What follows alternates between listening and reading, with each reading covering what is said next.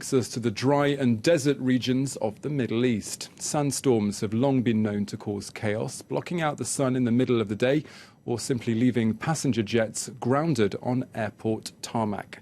But the phenomenon is becoming more and more common, with both the effects of global warming and local conflicts having an important impact. Our colleagues at France 2 television report with Alex Jennings here at France 24. A wall of sand and dust comes crashing over this Egyptian city. In a matter of seconds, this peaceful stretch of the River Nile is engulfed by the cloud. Only a few decades ago, sandstorms and dust storms were few and far between in the Middle East. But not anymore. Capable of bringing a country's economy to its knees. Uh-oh. About to be engulfed. Or stopping traffic in its tracks, like here in Kuwait. It is officially dark. So why is this impressive meteorological phenomenon becoming so commonplace across the Middle East? Let's find out. In northern Israel, a dust storm is fast approaching. You can see how dust is now.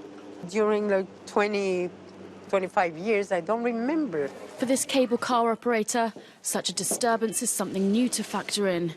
Here, near the border with Lebanon and Syria, dust storms are becoming a part of everyday life. I feel that it's a little bit, harder to breathe. Pregnant women or people with respiratory problems, or very old people, they should stay at home as much as they can.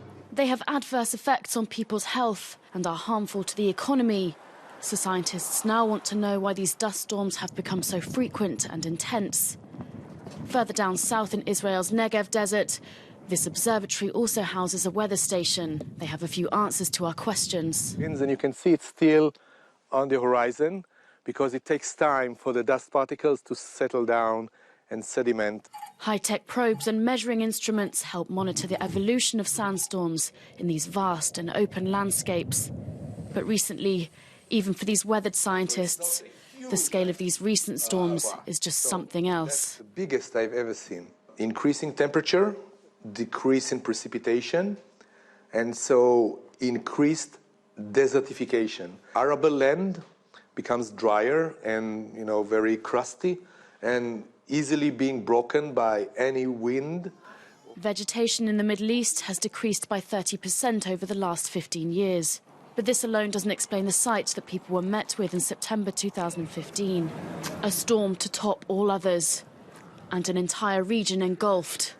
The dust storm claimed the lives of 12 people and left hundreds of others with breathing difficulties. In Jordan, planes were grounded, choked in a cloud of dust. It left meteorologists baffled. How could a storm of such unprecedented proportions, visible even from space, come about?